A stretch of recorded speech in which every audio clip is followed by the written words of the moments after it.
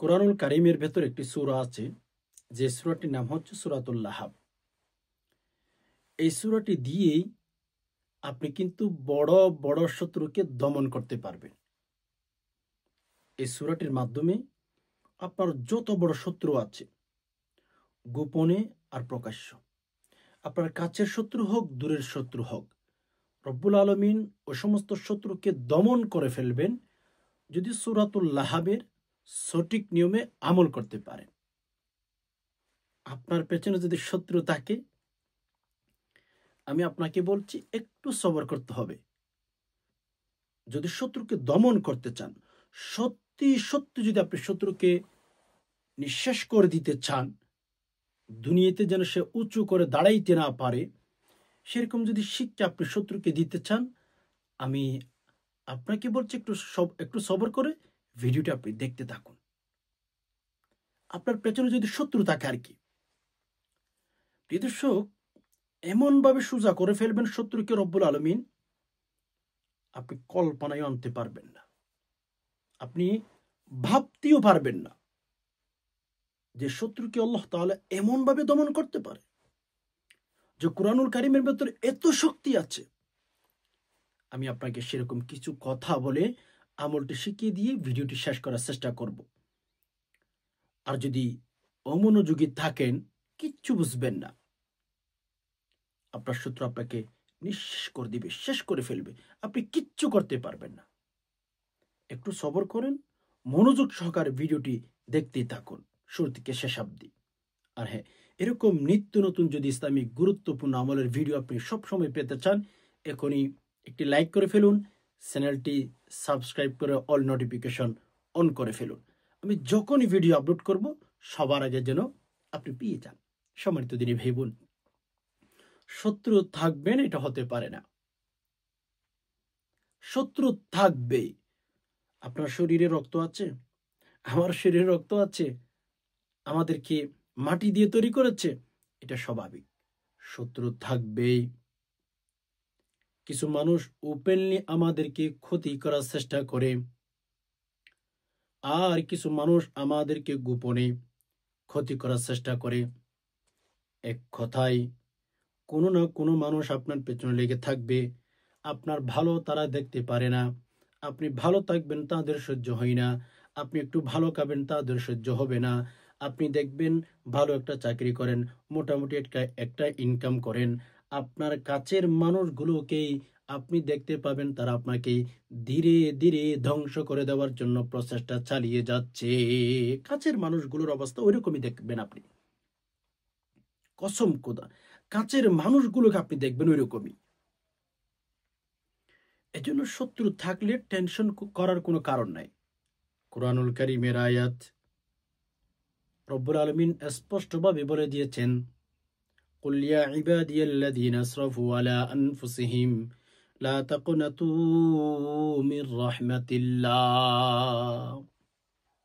আল্লাহ তাআলা বলেছেন, মানুষ তোমাদের উপর যে সমস্ত জ্বর তুফান আসুক না কেন, তোমরা টেনশন করবা না, আমি তোমাদের জন্য আছি। কে বলেছেন? আল্লাহ তাআলা বলেছেন। এজন্য সম্মানিত দিনী ভাই বোন, যত বেশি আপনার পেছনে শত্রু থাকবে, আপনি তত বেশি সতর্কতা অবলম্বন করবেন, আল্লাহর কাছে সাহায্য চাইবেন।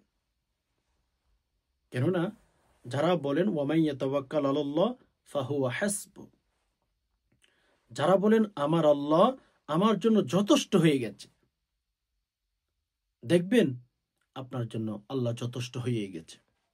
আবু হুরায়রা বলেন, আল্লাহর প্রতি যে সমস্ত বান্দাবান্দির যেই রকম ধারণা, আল্লাহ পাক রব্বুল আলামিনের প্রতি যে সমস্ত ঈমানদার নারী পুরুষের যেমন ধারণা, যেমন চিন্তা থাকে, আল্লাহ পাক রব্বুল আলামিন ওই সমস্ত বান্দার সাথে ওই রকম লেনদেন করে থাকেন। যেমন আল্লাহকে যদি আপনি মনে করেন যে হ্যাঁ আল্লাহ, আমি অভাবের মধ্যে পড়ে গেলাম, আল্লাহ আপনি ছাড়া আমার অভাব দূর করার মতো কেউ নাই, আপনি আমার অভাব দূর করবেন, কসম খোদা এই চিন্তা যদি আপনি করেন, এই ধারণাটা যদি আপনি আল্লাহর প্রতি রাখতে পারেন, আল্লাহর উপর যদি 100% আপনি ধারণা রাখতে পারেন, অবশ্যই অবশ্যই আল্লাহ পাক রব্বুল আলামিন আপনার যে সমস্ত সমস্যার জন্য আপনি দোয়া করতেছেন, সকল সমস্যা আল্লাহ তাআলা দূর করে দিতে দেরি করবেন না। কেননা আপনি 100% নিয়ত করেছেন, আমার আল্লাহ আমার সকল চাহিদাগুলো পূরণ করতে পারেন, আমার আল্লাহ আমি যা যা চাইবো আমার আল্লাহ আমাকে দিতে পারেন, এই নিয়তটা করেছেন। বিদায় আল্লাহ অবশ্যই অবশ্যই আপনাকে দিবেন। আল্লাহ তাআলা আপনাকে দিবেন যদি আল্লাহর উপর পরিপূর্ণ ভরসা রাখতে পারেন, আর কি তাওয়াক্কুল করতে পারেন। আল্লাহ তাআলা আপনাকে অবশ্যই দিবেন। সম্মানিত দিনী ভাই বোন, দেখুন আমাদের পেছনে যখন আমাদের আপন মানুষগুলো লেগে থাকে, আমাদের আপন মানুষগুলো যখন আমাদের শত্রু হয়ে যায়, তখন আমরা ভেঙে পড়ি, তখন আমরা নৈরাশ হয়ে যাই। ভাই বোন, নৈরাশ হওয়ার কারণ নাই। আপনি আল্লাহর উপর তাওয়াক্কুল করুন, আল্লাহর উপরে ছেড়ে দিন, আর আল্লাহর কাছে সাহায্য চান। হাসবুনাল্লাহু ওয়া নি'মাল ওয়াকিল।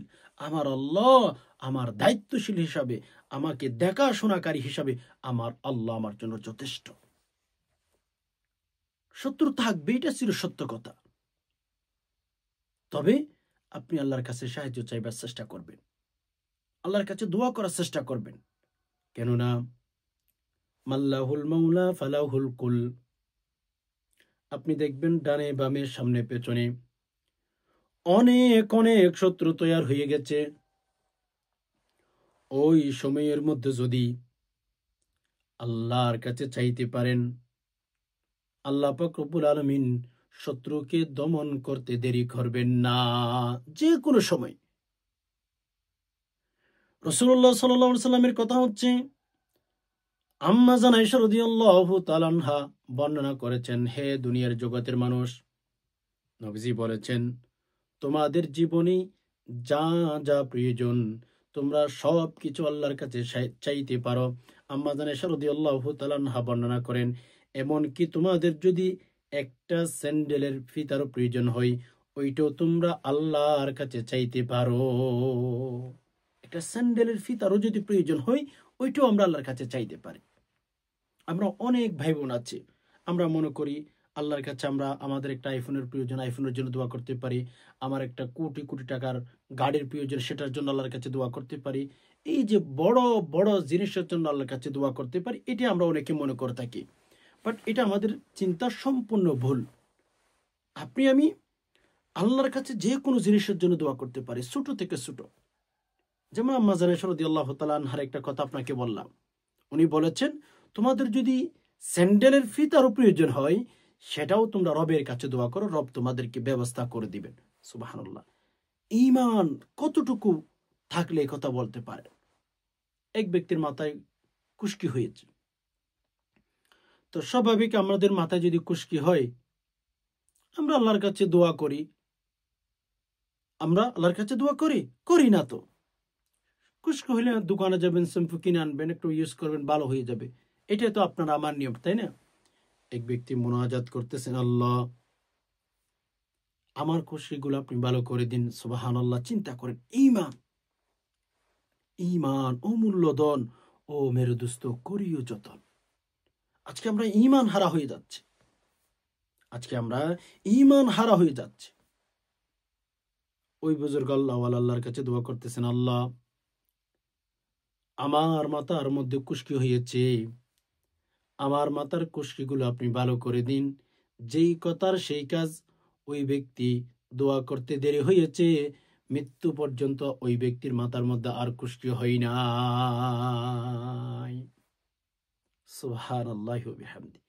চিন্তা করেন যে আল্লাহর কাছে কোন কোন জিনিসের জন্য পর্যন্ত দোয়া করেছে। সাহাবীদের ঘরে রুটি শেষ হয়ে গেল, আল্লাহর কাছে দোয়া করতেন, আল্লাহ আমার রুটি শেষ, আল্লাহ আমার পানি শেষ, আল্লাহ আপনি আমার খাবারের ব্যবস্থা করে দিন। তাদের ঈমান যেমন ছিল, তাদের লেনদেনও এরকমই ছিল। তাদেরকে আল্লাহ তাআলা তেমন তাড়াতাড়ি বেনিফিটও দিতেন, কারণ তাদের ঈমান এত বেশি ছিল। এখন তো ভাই আমরা বিপদে পড়লেও আল্লাহকে ডাকি না, সুখে থাকলেও আল্লাহকে ডাকি না। কিছু মানুষ আছে শুধু বিপদে পড়লে আল্লাহকে ডাকে। পৃথিবীতে কিছু মানুষ পাবেন, বিপদে পড়লে আল্লাহকে ডাকেন। আচ্ছা বলুন তো, যে আপনি বিপদে পড়ে আল্লাহকে ডাকতেছেন, সুখে থাকলে আল্লাহকে বলে যান, এটা কি আল্লাহ বুঝেন না? অবশ্যই বুঝেন। আল্লাহ রসুলের জন্য বলেই দিয়েছেন, তোমরা যদি চাও বিপদের মধ্যে পড়ার সাথে সাথে রবের কাছে দোয়া করবা, বিপদের মধ্যে পড়ার সাথে সাথে রবের কাছে দোয়া করবা, আর রব তোমাদের দোয়া কবুল করে নিবেন, তোমাদের মুনাজাত কবুল করে নিবেন। সাথে সাথে তোমরা যদি বেনিফিট পেতে চাও, রসুল বলেছেন তোমরা কিন্তু রবের কাছে বেশি বেশি দোয়া করবা। সুস্থ থাকা অবস্থায়, টাকাওয়ালা থাকা অবস্থায় তোমরা রবের কাছে বেশি বেশি দোয়া করো। তোমরা বিপদের মধ্যে পড়ে রবের কাছে দোয়া করতে দেরি হবে, তোমাদের দোয়া রব কবুল করতে দেরি করবেন না। এখন আমরা সুখে থাকলে আল্লাহকে বলে যাই, দুঃখের অবস্থায় আল্লাহর কাছে দোয়া করি। দুঃখে পড়ে গেছেন, কষ্টে পড়ে গেছেন, একটু দোয়া করেন। সুখের মধ্যে আল্লাহ তাআলা নিয়েছেন, এখন আল্লাহকে ভুলে গেছেন। এটা আমাদের স্বভাব, এটা আমাদের উসুল হয়ে গেছে, এটা আমাদের নিয়ম হয়ে গেছে। এরকম হলে চলবে না মেরে দোস্ত। আল্লাহকে সবসময় ডাকতে হবে, আল্লাহ সুবহানাহু ওয়া তাআলার কাছে সবসময় চাইতে হবে, সুখে দুঃখে সবসময়।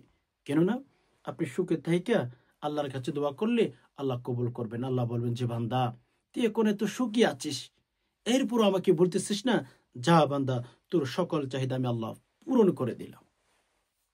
সুবহানাল্লাহ।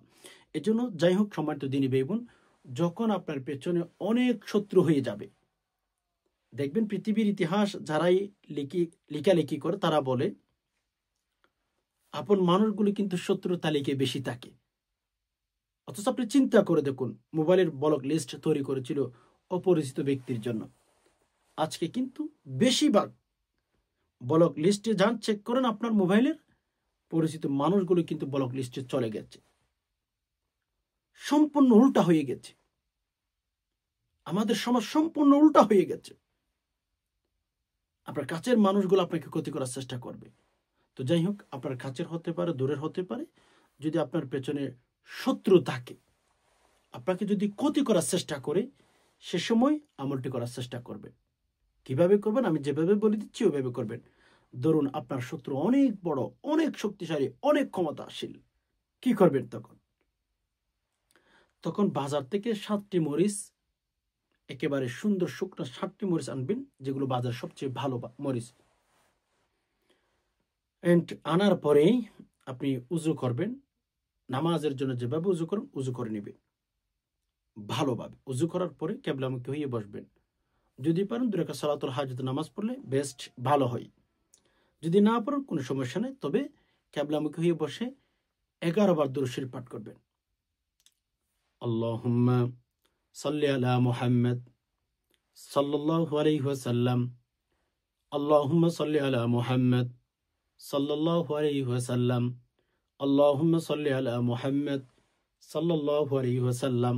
ওকে, 11 বার আমি কয়েকবার পাঠ করে দিচ্ছি। অবশ্যই দুরূদ শরীফের আগে 11 বার ইস্তিগফার পাঠ করবেন। আস্তাগফিরুল্লাহ, আস্তাগফিরুল্লাহ, আস্তাগফিরুল্লাহ, 11 বার পাঠ করবেন। আমি কয়েকবার করে পাঠ করে দিতেছি, ভিডিও অনেক লম্বা হয়ে যাচ্ছে সেজন্য।